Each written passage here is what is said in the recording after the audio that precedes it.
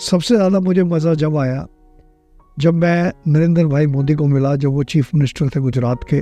मैंने उस टाइम भी भगवान से दुआ करी कि ये प्राइम मिनिस्टर हो जाए तो हमारी कंट्री का सुधार हो जाए, और वही हो रहा है। आप अगर रिलीजियस टूरिज्म कर रहे हो तो आपको उस रिलीजन के बारे में पूरी नॉलेज होनी चाहिए। और स्कोप इतना है, अब देखिए अयोध्या कितने एनआरआईज आएंगे, करोड़ों रुपए का बिजनेस होगा, राइट। तो पर आपको रामायण के बारे में और रामायण सर्किट के बारे में तो वो तो आपको खुद ही पता करना पड़ेगा। शाहरुख खान कहता है ना, किसी भी चीज़ को पाने की शिद्दत है तो पूरी कायनात लग जाएगी आपको। तो इसलिए आपको कोई लड़की पसंद है तो उस पर फोकस करो, सारी लड़कियों की तरफ मत फोकस करो। और अगर आपको कोई लड़का पसंद है तो उस पर फोकस करो। और बिजनेसमैन को ये कहूँगा कि जब तक आप बिजनेस में सक्सेसफुल नहीं होता, लड़कियों की तरफ मत देखो और लड़कियों को लड़कों की तरफ मत देखो। वो सबसे बड़ी सैक्रिफाइस है। अगर आपकी पोजीशन है, पैसा है, लड़के लड़के आपके पीछे घूमेंगे। This is something unique you have started. हाँ जी, and I wish you all the best. Thank you sir. Good evening everybody, my name is Mukesh Jagga and I am from the channel venue.events। venue.events एक ऐसा channel है जो कि माइस, अगर आपको किसी को अपना इवेंट करना है, चाहे कॉन्फ्रेंस हो या वेडिंग हो, तो आप उस वेबसाइट पे जाके इन 30 सेकेंड में आप ये देख सकते हैं कि क्या उस होटल में या रिजॉर्ट में क्या ये इवेंट पॉसिबल है कि नहीं है। बिकॉज हमने इतनी डिटेलिंग में उसको डाल रखा है, इंक्लूडिंग कितने डोर्स हैं, कितने एग्जिट हैं, किस तरह से बैठ सकते हैं। आज जो हमारे गेस्ट हैं वो डॉयन है ट्रैवल इंडस्ट्री के, डॉक्टर सुभाष गोयल, जिनकी कंपनी का नाम है stick travel group, India's largest B2B aviation and tourism marketing company, जो कि रिप्रेजेंट करती है 14 इंटरनेशनल एयरलाइंस, जो कि एक बहुत बड़ी बात है। Then they represent 4 ocean cruises companies in the world and 1 European river, जो कि अपने में एक अलग क्लास है। और उनके 3 largest rent a car company groups को भी वो रिप्रेजेंट करते हैं। 1973 में उन्होंने अपनी जर्नी शुरू करी, डॉक्टर सुभाष गोयल ने, जो कि फाउंडिंग चेयरमैन हैं ऑफ स्टिक ट्रेवल्स। एंड बहुत ही एक हम्बल बिगनिंग से उन्होंने अपने आप को शुरू किया, from a simple mere table and chair. I would like to invite him today, doctor Subhash Goyal. Welcome sir to our channel venue.events। Sir, इतनी हम्बल बिगनिंग और आज आप इतनी 14 इंटरनेशनल कंपनीज को रिप्रेजेंट करते हैं। Your cruise companies 5 including the river 1, 3 rental companies. कोई ऐसा शख्स नहीं है जो कि आपको ट्रैवल इंडस्ट्री में नहीं जानता हो। सर, आज आपकी जर्नी के बारे में जानना चाहेंगे, कितनी हम्बल से शुरू करके आज आप यहाँ तक पहुँचे हैं। देखिए जग्गा साहब, पहले तो मैं आपको आपके चैनल को मुबारकबाद देता हूँ कि ऐसा कोई चैनल है नहीं जो हर वेन्यू के बारे में बात करे। हाँ जी। और लोगों को जो इस इंडस्ट्री में हैं उनको जाना पड़ता है। हमने भी एक माइस डिवीज़न अभी शुरू करा है। हाँ जी। और हमें हर होटल में जाके उनको इंस्पेक्ट करना पड़ता है और फिज़िकली जाके देखना पड़ता है। हाँ जी। तो अगर आपके चैनल में सारे होटल्स कवर हो जाएंगे तो मैं समझता हूँ कि इवेंट मैनेजर्स को ये बहुत अच्छी सुविधा होगी। और मैं सजेस्ट करूँगा कि बजाय फिज़िकली जाने के आप वर्चुअली हर होटल और हर वेन्यू को आपके चैनल में देख सकते हैं। हाँ जी। जहाँ तक मेरी जर्नी का सवाल है, वो एक इत्तेफाक हुआ था कि मैं प्रेसिडेंट होता था दिल्ली विश्वविद्यालय छात्र संघ का, और मुझे इनविटेशन आया था जापान जाने के लिए। तो उस टाइम मैं यूनिवर्सिटी से पैसे नहीं लेना चाहता था क्योंकि मैं एंटी इस्टेब्लिशमेंट था। तो मुझे किसी ने बताया 15 टिकटें करोगे तो 16वीं टिकट फ्री मिल जाएगी। तो मैंने यही करा और 1000 रुपये पर टिकट मैंने प्रॉफिट भी कमाया। तो मैंने डिसाइड करा, मैंने कहा यार ये सबसे बढ़िया धंधा है, इसमें हींग लगे ना फटकरी और रंग चोखा ही चोखा। क्योंकि सिर्फ मेहनत चाहिए और कॉन्टैक्ट चाहिए, और टेलीफोन के ऊपर ही हमने 15 बंदे इकट्ठे कर लिए। नेक्स्ट ईयर एक्सपो 70 था, 1970, ये 69 की बात है।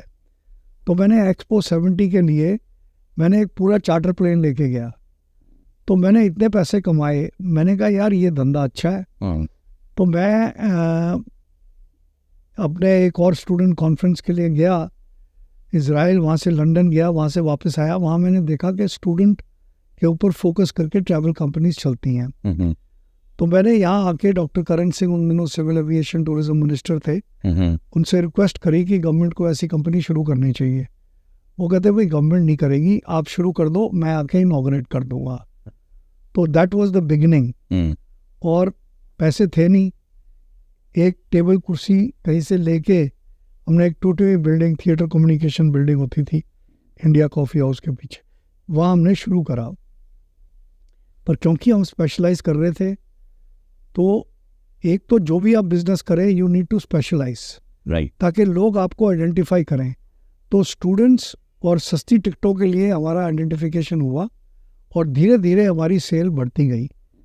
तो फिर दूसरी चीज़ ये है कि आपको टाइम्स के साथ चेंज करना चाहिए। तो हमने डाइवर्सिफाई करा, कंसोलिडेशन में आए, और फिर हमने देखा कि रिप्रेजेंटेशन कोई नहीं कर रहा था, तो हमने एयरलाइंस की रिप्रेजेंटेशन शुरू करी। आज मेहनत से और ऑनेस्टी से आज हमारे पास वी आर इंडियाज नंबर 1। हमारे पास 14 इंटरनेशनल एयरलाइंस हैं, 5 क्रूज कंपनीज हैं, 3 रेंट कार कंपनीज हैं। और इसके लिए मैं सबको ये कहूँगा कि एक तो चैलेंजेस आएंगे, सिचुएशंस चेंज होंगी। तो जब हमने रिप्रेजेंटेशन शुरू करी, हमने रिटेल का बिजनेस बिल्कुल बंद कर दिया। आईटा एक कंपनी थी, उसको भी छोड़ दिया। तो हमने फोकस करा एयरलाइन जीएसए रिप्रेजेंटेशन पे, और जो स्टूडेंट ट्रैवल था उसको एक अलग कंपनी बना के, stick student and youth company, उसका कंप्लीटली मैनेजमेंट भी अलग कर दिया, सब कुछ अलग कर दिया। तो एज स्टिक ट्रैवल ग्रुप हम 100% B2B हैं और किसी भी ट्रैवल एजेंट से कम्पीट नहीं करते, और उनको कॉन्फिडेंस है अगर वो हमारे साथ कर रहे हैं तो उनकी कमीशन प्रोटेक्ट होगी। तो सबसे पहली तो ये चीज़ है कि आपके कस्टमर्स को कॉन्फिडेंस होना चाहिए। दूसरा, हम वो प्रोडक्ट्स लेके आए हैं जो इंडिया में थे नहीं, राइट। जैसे सबसे पहले हमने नेपाल की फ़्लाइट शुरू करी। नेपाल वाया काठमांडू लोगों को श्रीलंका, अपना बैंकॉक और भेजना शुरू करा। इसी तरीके से हमने श्रीलंका शुरू करी, RNAC आप वाया कोलंबो हमने सिंगापुर लोगों को भेजना शुरू करा। तो इस तरीके से you have to be innovative, you have to be creative, and you have to differentiate yourself from your competition. तो ये हम करते रहे, और जब हमने देखा कि टिकटिंग में बिजनेस मार्जिन कम होता जा रहा है, तो हमने क्रूजेस शुरू कर दिए। क्रूजेस में एजेंट को भी पूरा मार्जिन मिलता है और एक बड़े नया फैशन है, और क्रूजेस एक नई कंपनी है। फिर हमने देखा कि कुछ कार्गो के कुछ चार्टर्स हमें शुरू करने, एयर चार्टर्स हमने अलग कंपनी बना दी, और कोविड में उस कंपनी की वजह से, हमने चार्टर्स वगैरह की वजह से we were able to survive. तो मेरी एडवाइस सबको यही है कि हिम्मत कभी ना हारे, हिम्मत मर्द मर्द खुदा, और फेलियर से कभी ना डरें। Failures are the pillars of success, and you have to change with the changing times. Only those species have survived who have adapted themselves to change. Dinosaurs सबसे powerful mammal होता था वर्ल्ड में, it could not adapt itself to change, it got extinct. Right. तो अगर constantly ये करते रहें, और most important is honesty is the best policy, क्योंकि किसी भी बिजनेस के अंदर आपकी credibility और आपकी goodwill तभी बनती है if you are able to deliver what you promise. और कई इंसिडेंसेस ऐसे हुए कि एयरलाइंस बैंकरप्ट हो गई, पर हमने किसी का रिफंड नहीं रोका।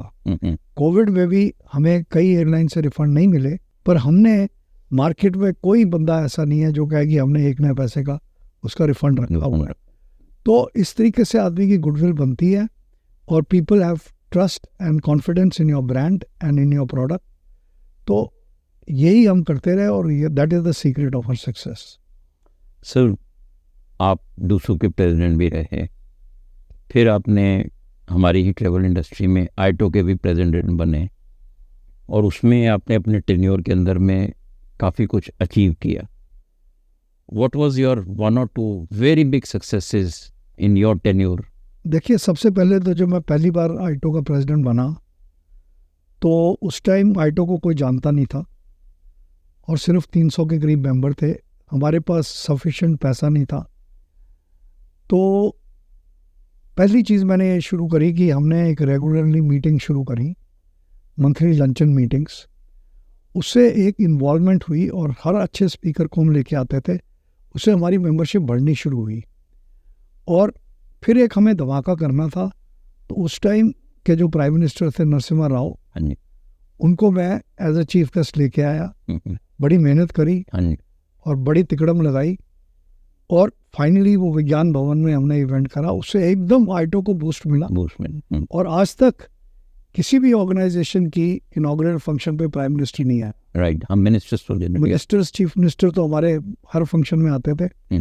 तो उससे एकदम बूस्ट मिली और उसके बाद ही जितने चेंबर्स हैं उनको भी टूरिज्म का होश आया कि इतनी इम्पोर्टेंट है कि प्राइम मिनिस्टर आए। तो मेरी बिगेस्ट अचीवमेंट फर्स्ट टर्म में ये रही।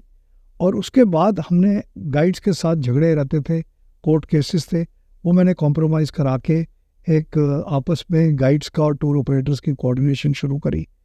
और तीसरा जो सबसे बड़े काम ये हुआ कि एक हमने धीरे धीरे जो इंडस्ट्री इश्यूज थे उनको टेकअप करना शुरू करा। और 2 इश्यूज मैंने सबसे शुरू से शुरू करे, एक तो ओपन स्काइज और दूसरा वीज़ा ऑन अराइवल या ई वीज़ा। और पहले टर्म में मेरे से नहीं हुआ, फिर दोबारा टर्म मुझे री इलेक्ट करा गया और उस टर्म में मैंने काफ़ी कुछ अचीव करा। और इतने हमने पैसे बना लिए कि हम अपना ऑफिस खरीद सके।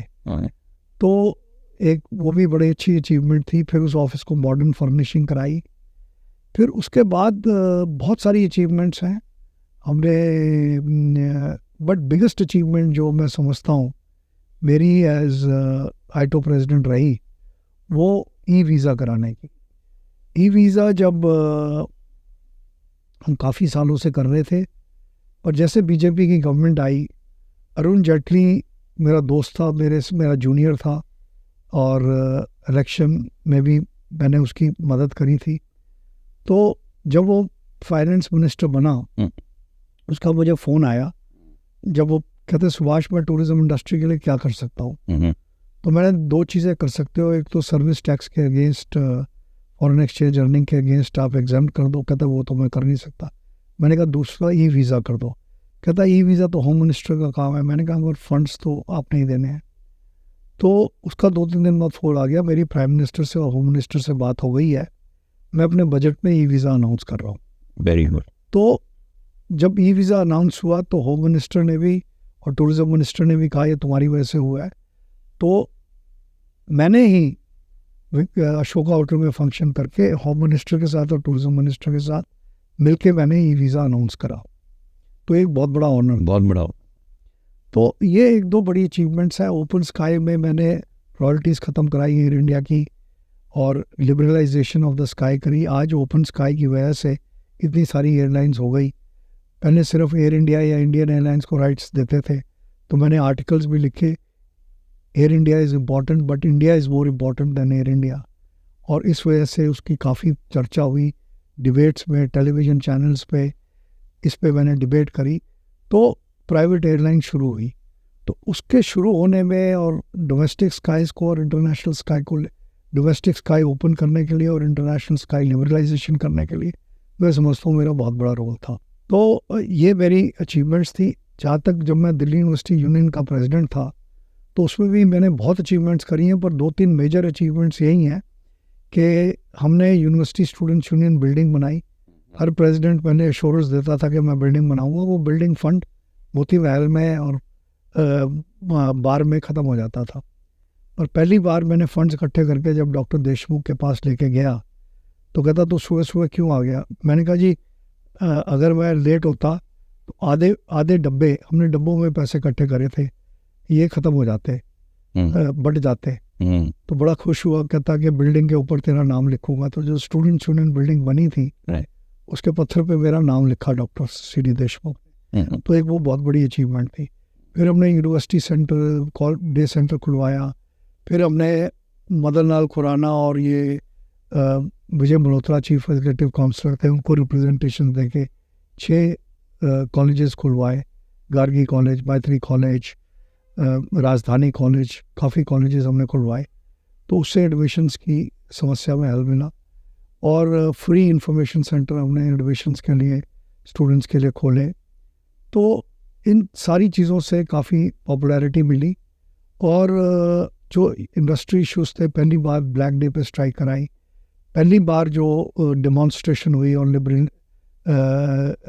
Liberalisation of freedom of Bangladesh, वो हमने ऑर्गेनाइज़ करी थी सप्रो उसके बाहर। उसमें अखबार में मेरी 2-3 जगह फ़ोटोएँ भी हैं। तो ये बहुत बड़ी हिस्टोरिकल अचीवमेंट्स थी। और बहुत सारे इश्यूज लेके हम प्राइम मिनिस्टर के पास भी गए। और उन दिनों स्टूडेंट्स यूनियन की बहुत बड़ी पहुंच थी। 7 मेंबर ऑफ पार्लियामेंट होते थे दिल्ली के, पर स्टूडेंट यूनियन प्रेसिडेंट एक ही इलेक्ट होता था। तो हमारी से थी पार्लियामेंट्री कमेटीज़ में भी। और बहुत सारे उसमें ये हुआ कि एक और बहुत बड़ी अचीवमेंट है कि प्री मेडिकल स्टूडेंट्स स्ट्राइक पे बैठे हुए थे होम मिनिस्टर के अंडर। तो मैंने उनको सपोर्ट करा और उनके सपोर्ट में मैं जेल भी गया। और वहाँ पर जब हमें पता लगा यूनिवर्सिटी में स्ट्राइक हो गई हमारे फेवर में, तो प्री मेडिकल के स्टूडेंट्स को एडमिशन इसलिए नहीं मिल रही थी क्योंकि वो कैपिटेशन फीस नहीं दे सकते थे। तो जेल में जब जज आया हमें रिलीज़ करने के लिए, बिकॉज हम माफ़ी मांग के नहीं रिलीज़ होना चाहते थे, अनकंडीशनल रिलीज़ होना चाहते थे, तो उसने कहा कि भाई हम आपको रिलीज़ करना चाहते हैं। मैंने कहा पहले बताओ हमारा क्राइम क्या है। तो क्राइम था war against the state, assaulting public servant on duty, ये सारे चार्जेस लगे हुए। तो मैंने ये कहा कि my lord, the only crime they have committed is their father is not a smuggler और black marketeer. Second crime they have committed is that instead of joining IAFS और IAS they chose the noble profession of medicine. And मैंने कहा with this IQ they could have been ruling the country. तो मैंने कहा अगर इनकी 2 साल इन्होंने अपनी ज़िंदगी ख़राब कराया प्री मेडिकल में, तो इनको ऑटोमेटिकली मेडिकल में एडमिशन मिलनी चाहिए।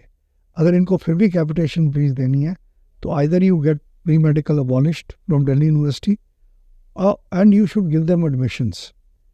तो उस जज के ऑर्डर जो हमारे जेल में हमारी वो हुई थी तिहाड़ जेल में, तो उसके ऑर्डर करा कि university medical college should be opened. And वो 115 या 20 बच्चे थे, उन सबको एडमिशन दी गई उसमें। Right. They all became doctors. जो यूनिवर्सिटी मेडिकल कॉलेज है वो ज़ूलॉजी डिपार्टमेंट होता था दिल्ली यूनिवर्सिटी का, उसको कन्वर्ट करा गया। Okay. So I started that college और 1 से 10 बच्चों को मैंने डॉक्टर बनाया। So that I think was also a very big contribution. Very noble thing what you did. ITO for the audience means Indian Association of Tour Operators, जो कि एक ऐसी बॉडी है जो कि टूर ऑपरेटर्स इंडियन है, but they are serving generally the foreign clients who are coming to India. इसी तरह से और भी एसोसिएशंस है कंट्री में, but for clarity I wanted to give the description. 80% of the foreign exchange earning of the country from tourism is done by the ITO member. Yes, sir. और जब मैंने ज्वाइन करा तो 300 मेंबर थे. By the time I left, we had 1,200 members. Today there are about 2,000 members. तो membership इसीलिए increase करी कि लोगों को उसका बेनिफिट पता लगा। हमने बतेरे इंटरनेशनल रोड शोज़ में गवर्नमेंट के साथ पार्टिसिपेट करा और बहुत सारे फैम ट्रिप्स भी इंडिया लेके आए जो कि ITO मेंबर्स में ट्रांसपेरेंटली डिस्ट्रीब्यूट होते थे। For the knowledge of the audience, Dr. Subhash Goyal has also written a book, Poverty Eradication, and also on his 50 years of completion of Strict Travels. This is the book that they have come up with, and it's a nice book if you see. They have a lot of information on it, and one has to really go through it to really understand his journey more. Subhash ji, Covid भी आया, सबको बड़ी दिक्कत हुई, सो ही क्योंकि आपकी जब company बड़ी है तो समस्याएं बड़ी हैं। उस जर्नी के बारे में थोड़ा सा बताएं ताकि लोग आगे इंस्पायर हों और समझें कि कभी ऐसा वक्त आ जाए तो आपकी तरफ देखते हुए या आपकी बातों को याद करते हुए वो कैसे उस वक्त को गुजारें। देखिए ऐसा है, life is full of challenges ये पहली बार प्रॉब्लम नहीं हुई, जब द सो कॉल्ड प्लेग आया था प्लेग आया था ये। तब भी बड़ी समस्या हुई थी। फिर 9/11 के बाद भी सारी एयरलाइंस बंद हो गई थी कुछ दिनों के लिए, और बहुत, फिर जो बॉम्बे में बॉम्ब ब्लास्ट हुआ और वॉर्स होती थी तो सारा बंद हुआ था। तो हमने ऑलवेज कॉन्टीजेंसी प्लान बना के रखा हुआ था, और हमेशा we did not keep all our eggs in one basket. तो कुछ ना कुछ इन्वेस्टमेंट्स हियर देयर करके आदमी को सर्वाइव करना पड़ता है, क्योंकि अगर हर चीज़ पीसफुल हो और लाइफ में चैलेंज ना हो, तो दुनिया में एक ही जगह है जहाँ पर कोई चैलेंज नहीं है और सब पीसफुल है, वो है कब्रिस्तान। राइट। तो जब आप जिंदा हो तो आपको चैलेंजेस भी आएंगे और समस्याएं भी आएंगी। ज़िंदगी का मज़ा वही है जब आप उन चैलेंजेस को और समस्याओं को फेस करें। आप देखिए एडवेंचर टूरिज्म में लोग अपनी जान का रिस्क लगा लेते हैं पहाड़ पे चढ़ने के लिए या गोताखोरी करने के लिए, और आपने कई नेशनल चैनल, ज्योग्राफी चैनल्स पे देखा होगा कि किस तरीके से सांपों के साथ और इसके साथ, हमने तो एक कोविड के साथ ही खेला है ना। अगर उस चैलेंज को आप एज ए खेल ले लो तो उसमें सबसे बड़ी इम्पोर्टेंट थी कि आपकी टीम को मोटिवेट करके रखना है। तो मेरी डॉटर ईशा जो CEO है, वो हर दूसरे तीसरे दिन सारे स्टाफ के साथ जूम कॉल करती थी। जो भी स्टाफ की समस्याएं थी, हमने इंश्योरेंस ली हुई थी पूरी फैमिलीज़ की, स्टाफ की, तो वो उस टाइम काम आई।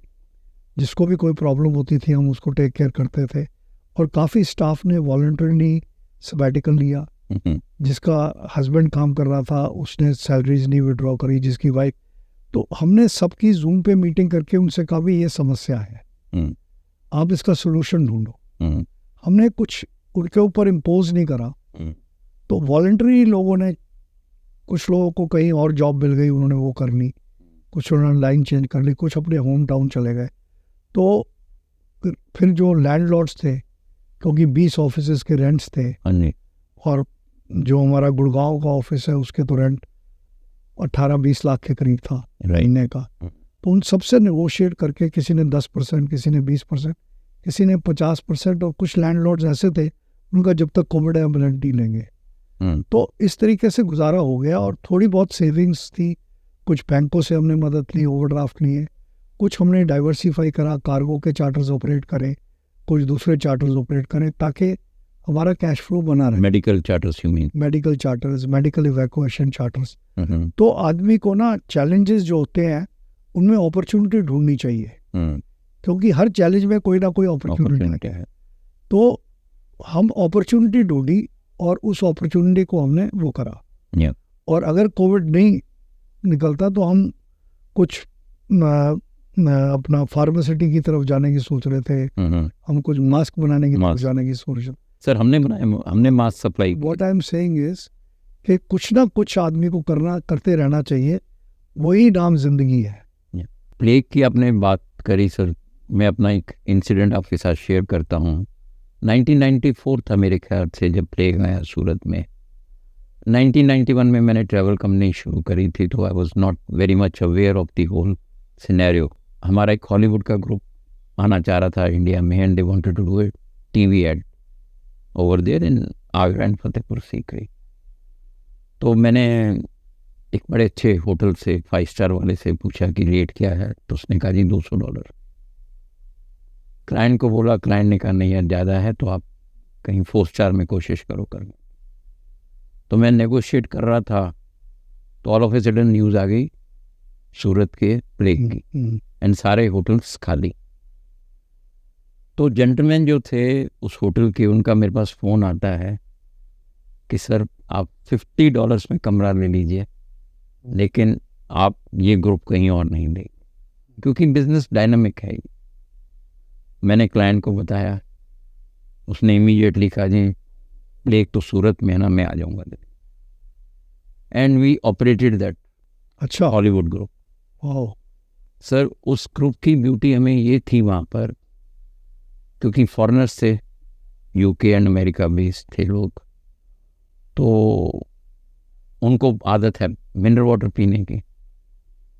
तो मैं पूरे ट्रक्स के ट्रक फतेहपुर सीकरी के अंदर में, वहाँ तो मिलता नहीं है, 40 किलोमीटर अवे फ्रॉम आगरा, तो मैं वो ट्रक्स रखने, मतलब मिनरल वाटर रखना पड़ता था। शाम तक वो पूरा ट्रक मिनरल वाटर का खाली हो जाता, क्योंकि सबने दांत के मंजन भी उसी से करने। But yes, that was a challenge which came our, but almighty ने ही उसका रास्ता हमारे लिए निकाला। और हम उसके बाद में सर हमने वो 20-25 इस तरह की उस कंपनीज के साथ और रेफरेंसेस से काम किया। सर आपकी journey we all know now more than 50 years. Upcoming students, क्योंकि ट्रैवल जो एक ऐसा बिजनेस है, it is all passion driven. अगर यहाँ पर बैच ऑफ ऑनर पैशन का नहीं है और सिर्फ पैसा कमाने का है, फिर ये ट्रेड नहीं है, then the trade is something else. But इस ट्रेड की ब्यूटी ये है कि आपको घूमने को और जो जगह देखने को मिलती हैं या खाने को मिलता है, is because you are able to give business. What would you like to say to the upcoming students who want to now enter into the field? देखिए, इससे बढ़िया कोई बिजनेस है नहीं। हाँ जी। नंबर 1, क्योंकि कोई भी आप और बिजनेस करेंगे आपको ह्यूज इन्वेस्टमेंट चाहिए। हाँ जी। इसमें सिर्फ 2 ही चीज़ों की इन्वेस्टमेंट है, एक तो आपकी नॉलेज, हाँ जी, और दूसरा आपका hard work. There is no substitute to hard work. हाँ जी। All those men who became great did so not by a sudden flight. They, when their comrades slept, toiled upwards in the night. तो इस business में आप अपनी goodwill और अपनी honesty और इंटीग्रिटी अगर एक बार इस्टेब्लिश कर दी, तो आपको बिजनेस के पीछे नहीं भागना पड़ेगा, बिजनेस आपके पीछे भागेगी। और जो आप कमिट करो उसको डिलीवर करो, चाहे वो अपने प्रिंसिपल्स हैं। अब एयरलाइन को अगर हम कहते हैं हम फ्लाइट भर के भेजेंगे, तो हम फ्लाइट भर के भेजते हैं। तो इसलिए दूसरी एयरलाइन को भी वो रेफरेंस करते हैं कि यार ये कंपनी जो है दे डिलीवर। तो ऑटोमेटिकली दूसरी एयरलाइन वाले भी हमारे दरवाजे खड़काते हैं। अब मैं नहीं समझता कोई और एयरलाइन और कंपनी ऐसी है कि अभी जैसे हमारे पास इथोपियन एयरलाइन है, तो हमारे पास अफ्रीका की 1-2 एयरलाइंस ने हमें GSA ऑफर करा, पर हम ले नहीं सकते थे क्योंकि कंपटीशन है। राइट। इसी तरीके से हमारे पास यूनाइटेड एयरलाइंस है, तो अमेरिकन एयरलाइंस या कोई और एयरलाइन हमारे पास अमेरिका की आएगी, हम नहीं ले सकते। तो you have to be sincere with your airlines and the airlines will be sincere with you. तो एक ये हस्बैंड वाइफ रिलेशनशिप है, तो यू हैव टू डिलीवर और इट इज़ हार्ड वर्क। तो पर सबसे बड़ा चार्म ये है कि you may be the richest man in the world, but if you have not seen the planet on which you are born, you are a frog in the well. Yeah. So one of the reasons I joined this business after my freelance trip to Japan is that I have been able to see the world. Right. Because of this business. Yeah. अब airlines की meetings कोई America में हो रही है, कोई London में हो रही है, कोई कहीं हो रही है, कहीं हो रही है। तो जब भी आप कॉन्फ्रेंसेस मीटिंग के लिए जाते हैं, 1-2 दिन अपने लिए फालतू रखो और साइट सीइंग कर लो। राइट। क्योंकि स्पेशली साइट सीइंग करने के लिए तो टाइम नहीं है और फिर इट इज़ टू कॉस्टली। तो ये मोस्ट कॉस्ट इफेक्टिव मेथड है दुनिया घूमने का। हाँ जी, that's right sir. You enjoy your life and also earn money. Yeah I agree with you sir कि मेरा भी जैसे in one of my earlier podcast I said, ईश्वर एक बार हवाई जहाज में बिठा दे, एक बार 5 स्टार में खाना खिला दे, इससे बड़ी ड्रीम ही नहीं थी। और अब वक्त ऐसा आ गया, हम कहते हैं अब कहीं नहीं जाना, अब घर की रोटी घर की दाल रोटी जो है वो सबसे अच्छी लगती है। और इतने मुझे अभी आपके इसने भी मतलब 1-2 कॉन्फ्रेंसेस के लिए इनविटेशन आए, वो टिकटें भी दे रहे हैं, हॉस्पिटल भी दे रहे हैं, पर हम यही कहते हैं जो मजा छज्जू के छुबारे वो बात ना मुकारे।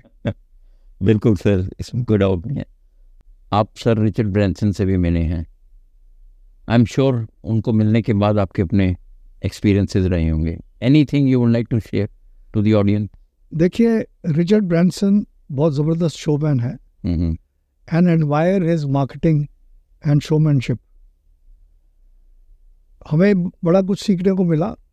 हमने उसकी पूरी जो कैंपेन थी इंडिया की वो हमने ऑर्गेनाइज करी, उसको हाथी पे बिठाया, उसको लाल एम्बेसडर में घुमाया, उसको 3 व्हीलर स्कूटर पे भी घुमाया और उसको प्रेस कवरेज करवाई जिसमें वर्ल्ड के हर न्यूज़पेपर में, न्यूयॉर्क टाइम्स से लेके ऑस्ट्रेलिया पोस्ट और लंदन गजट सबके फ्रंट पेज पे उसको डाला। तो ये एक हमारी प्रेस ऑर्गेनाइज करने की बहुत बड़ी अचीवमेंट थी। उसका पूरा इनॉग्रेल फ्लाइट्स हमने लॉन्च करी। ये दुर्भाग्य की बात है कि जब उनको सारे राइट्स वगैरह मिल गए तो उन्होंने फिर सब कुछ लाइक टिपिकल ब्रिटिशर्स अचीव करके खुद करना शुरू कर दिया। बट हमें उसमें कोई रिग्रेट है नहीं, क्योंकि हमें काफ़ी कुछ सीखने को मिला। राइट। तो he is himself a great personality. और उन्होंने मेरी किताब पॉवर्टी इरेडिकेशन का फॉरवर्ड भी लिखा और हमने उनसे काफ़ी कुछ सीखा। मुझे बड़ी फॉर्चुनेट हूँ, जब मैं यूनिवर्सिटी का प्रेसिडेंट था हमने नेशनल डिफेंस फंड के लिए 1 लाख रुपए इकट्ठा करके मिसेस गांधी को दिया। और जब मुझे इज़राइल जाना था तो डिप्लोमेटिक रिलेशंस थे नहीं इंडिया के इज़राइल के साथ, और हमें ना एक्सटर्नल अफेयर्स ना कोई भी हमें अलाउ नहीं कर रहा था। तो उन दिनों सिक्योरिटी इतनी नहीं थी। मैंने पार्लियामेंट में मिसेस गांधी को पकड़ा, वो मुझे पहचानती थी। राइट। क्योंकि मैं दिल्ली यूनिवर्सिटी स्टूडेंट्स यूनियन का प्रेसिडेंट था। तो उन्होंने स्पेशल ऑर्डर करके मुझे एक स्पेशल पासपोर्ट बनवा के दिया, जो कि सिर्फ इजराइल के लिए वैलिड था। राइट। तो I became the first Indian to travel on an official passport to Israel. Okay. Doctor Manmohan Singh से भी मेरा इनकाउंटर हुआ, उनको भी मैं मिला और उनके लिए एज आईटो प्रेसिडेंट हमने फंड्स इकट्ठे करे थे, जो मैंने अपनी टीम के साथ जाके उनको प्रेजेंट करे। उसके बाद भी उन्होंने मुझे एक बार बुलाया चाय पे। Very soft spoken, very nice, visionary, very good economist. तो उनसे भी हमने बहुत कुछ सीखा। और सबसे ज़्यादा मुझे मज़ा जब आया जब मैं नरेंद्र भाई मोदी को मिला, जब वो चीफ मिनिस्टर थे गुजरात के। और उस टाइम जो फर्स्ट वाइब्रेंट गुजरात था, उसमें जो टूरिज्म सेशन का मैं स्पीकर था and he was the chief guest. तो वहाँ पे मुझे इनकाउंटर हुआ, वहाँ उन्होंने मुझे एक मोमेंटो भी दिया। और उसके बाद मैंने अपनी किताब उनको प्रेजेंट करी। तो उस टाइम भी उनके साथ काफ़ी देर मेरा 1-to-1 इंटरेक्शन हुआ और उस पर सारा टूरिज़्म के बारे में मैंने उनसे डिस्कस करा। और मुझे खुशी है कि जो लाल किले पे उन्होंने 5 T's के बारे में बात करी अपनी फर्स्ट स्पीच पे, वो 3 T's पेज 20 मेरी किताब में से हैं। Right. He is a great person, one of the greatest prime ministers a country has had. और मतलब उनमें सीखने की, जैसे एक स्पंज नॉलेज को अब्जॉर्ब करता है, वो करते थे और इमीडिएट डिसीजन लेते थे। वाइब्रेंट समिट में मैंने देखा कि बात के जो इन्वेस्टर्स आते थे उनकी सारी मिनिस्ट्री कैबिनेट बैठती थी और ऑन द स्पॉट वो डिसीजन लेके उनको कर देते थे। तो इतना विजनरी, इतना फास्ट चीफ मिनिस्टर था। मैंने उस टाइम भी भगवान से दुआ करी कि ये प्राइम मिनिस्टर हो जाए तो हमारी कंट्री का सुधार हो जाए, और वो ही हो रहा है। So vibrant Gujarat was one of the first states to really showcase tourism, and it ultimately helped everybody, चाहे वो domestic tour operator है या international है। Subhash ji, one of the things which I would like to ask you in the end, जो अब upcoming breed है जो कि इंडस्ट्री में आ रही है, क्या उनको फोकस मेनली टिकटिंग पर करना चाहिए, क्योंकि that is gone mainly online, या किसी जगह पे स्पेशलाइज होके पर्टिकुलर प्रोडक्ट को बेचें, क्योंकि नॉलेज बेस्ड? देखो, सबसे पहले उनको ज्योग्राफी इंडिया की और वर्ल्ड की ज्योग्राफी मस्ट है। बिल्कुल मस्ट है, क्योंकि आजकल मैं देख रहा हूँ बच्चे, हम इतने इंटरव्यू करते हैं, पोस्ट ग्रेजुएट करा हुआ है टूरिज्म में, बट ज्योग्राफी में जीरो। क्योंकि आपका प्रोडक्ट क्या है? आपका प्रोडक्ट इंडियन स्टेट्स हैं, आपका प्रोडक्ट दुनिया है। अगर आपको अपने प्रोडक्ट के बारे में नहीं पता तो आप बेचेंगे क्या? तो सेल्समैनशिप का फर्स्ट प्रिंसिपल है thorough knowledge of the product. तो हमारा प्रोडक्ट इस टाइम इंडिया है और वर्ल्ड है। इसको हम कंप्यूटर इंटरनेट के थ्रू बेचें, इसको हम कैटलॉग के थ्रू बेचें, इसको हम सेल्समैनशिप करें या इसको वेबसाइट पे बेचें, बेचने हमने डेस्टिनेशंस हैं, बेचने हमने प्रोडक्ट्स हैं। अगर किसी आदमी ने दिल्ली से अमेरिका जाना है तो रास्ते में वो वाया अफ्रीका भी जा सकता है, वाया लंदन भी जा सकता है, वाया पेरिस भी, वाया फ्रैंकफर्ट भी। हाँ जी, पर अगर आप उसको वाया ऑस्ट्रेलिया भेजने की कोशिश करोगे तो वो आपके पास then you've gone wrong. तो फर्स्ट प्रिंसिपल इस बिजनेस में जो भी आना चाहता है वो ज्योग्राफी को रट ले, आंखें बंद करे तो उसको वर्ल्ड का नक्शा नजर आए Yeah. और इंडिया की हर स्टेट नजर आए, उसका कैपिटल क्या है, उसका क्या है और उसके यूनिक सेलिंग पॉइंट्स क्या हैं प्रोडक्ट के। Yeah. कि अगर आपने बीचेस जानी है तो वो केरला और वहाँ है, राजस्थान में बीच नहीं। नहीं मिलता। तो ये हर डेस्टिनेशन के बारे में नॉलेज करे, ये तो फर्स्ट है। Second is he should know the difference between sales and marketing. हाँ जी, तो अगर आपकी मार्केटिंग अच्छी है आपका सेल्स ऑटोमेटिकली है। मार्केटिंग में क्या है कि आपको प्रोडक्ट को प्रमोट करना है, आप डिजिटल मार्केटिंग से भी प्रमोट कर सकते हो, सोशल मीडिया मार्केटिंग से भी प्रमोट कर सकते हो और एडवर्टाइजिंग और होर्डिंग से भी प्रमोट कर सकते हो। हाँ जी, तो अगर आपकी मार्केटिंग अच्छी है आपकी सेलिंग ऑटोमेटिक है। राइट। तो सेल्स के लिए आपको क्या चाहिए कि thorough knowledge of the product, you must know कि आपके कॉम्पिटिटर क्या कौन है एंड उसके वीक पॉइंट क्या है, आपके प्लस पॉइंट क्या है एंड हाउ यू कैन। कभी भी किसी को ज़बरदस्ती बेचने की कोशिश मत करो। हाँ जी, राइट। आपको हमेशा एक अपने प्रोडक्ट के प्लस पॉइंट्स ऐसे प्रेजेंट करने हैं कि ही और she feels a desire to have possess your product. हाँ जी, उसको ये बताना है कि इस प्रोडक्ट लेने से आपको ये बेनिफिट्स है। आप क्या करना चाहते हो वो नहीं इंटरेस्टेड, उसको क्या बेनिफिट होगा वो उसमें इंटरेस्टेड है। तो always put your self in the customer shoes. तो उसमें कोई फ़र्क नहीं पड़ता कि आप टिकटिंग रूटिंग कंप्यूटर से करें या मैन्युअल करें, अगर आपके दिमाग में रूट है ज्योग्राफी है, आप ज्योग्राफी है तो आप कर सकते हैं। तो चाहे आप डोमेस्टिक टूरिज्म में हैं, चाहे एडवेंचर टूरिज्म में है, चाहे रिलीजियस टूरिज्म में है, आपको होमवर्क करना पड़ेगा। अगर आप अपने प्रोडक्ट के बारे में नहीं करोगे, आप अगर रिलीजियस टूरिज्म कर रहे हो तो आपको उस रिलीजन के बारे में पूरी नॉलेज होनी चाहिए। Yeah.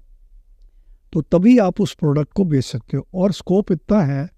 अब देखिए अयोध्या कितने एनआरआईज आएंगे, करोड़ों रुपए का बिजनेस होगा, राइट।